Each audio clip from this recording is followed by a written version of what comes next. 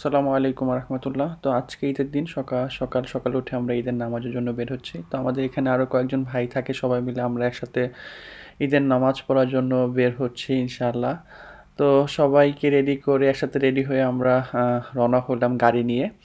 তো আমরা পিলজেন শহরে থাকি। তো পিলজেন শহর থেকে আমাদের যে মসজিদটা সেটা মোটামুটি 3 কিলোমিটার দূরে। তো আমরা দুইটা গাড়িতে করে প্রায় 7-8 জন একসাথে ইনশাআল্লাহ বের হইলাম।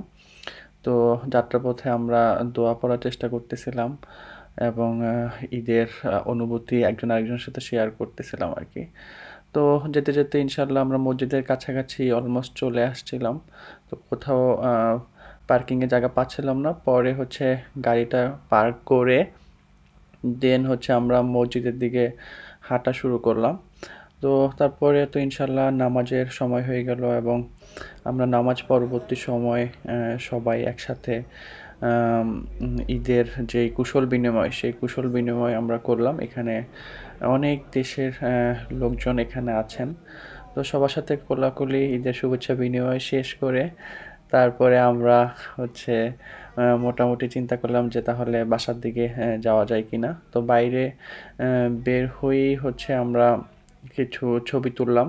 এখানে যারা আছে সবাই বাংলাদেশি ভাইয়েরা, আমরা পিলজানে সবাই একসাথেই থাকি। তো তারপর হচ্ছে ছবি শেষ করে আমরা গাড়ি পার্ক যেখানে করা ছিল ওইখানে চলে আসলাম। চলে এসে গাড়ি নিয়ে বাসায় চলে আসলাম এবং প্রচণ্ড রকম ক্ষুধার্ত ছিলাম। তো এসেই হচ্ছে সকালে নাস্তা করলাম, সেমাই রান্না ছিল। তো সেমাই খেয়ে সকালের নাস্তা শেষ করলাম আলহামদুলিল্লাহ। আমি ফয়সাল ভাই সবাই একসাথে করে খাচ্ছিলাম আর কি। তো এই পাশে হচ্ছে আরও ভাইয়েরা আছে যারা কিচেনে আছে। তো কিচেনে আরও কিছু রান্নাবান্না চলতেছে, সবাই ব্যস্ত, আমি শুধু বসে আছি। তো এদিকে সেমাই খাওয়া হচ্ছে আর সাথে দুপুরের অ্যারেঞ্জমেন্ট, মুরগির রোস্ট রান্না হবে সেটারও চলতেছিল আর কি। তো এভাবে করে সকাল গেল। তারপর হচ্ছে আজকে ওয়েদারটা অনেক ভালো ছিল আলহামদুলিল্লাহ। তো সকালে খাওয়া শেষ 2-4 ঘন্টা পর আমরা প্রায় 1টার দিকে দুপুরের খাওয়ার রেডি। আমাদের আজকের মেনু ছিল হচ্ছে pulao, roast, mutton curry, borhani. তো আলহামদুলিল্লাহ আমরা 13-14 জন যারা আছি একসাথে পিলজেনে সবাই মিলে একসাথে আর কি দুপুরের খাবারের ব্যবস্থা ছিল। তো আমরা সবাই দুপুরের খাবার খেলাম।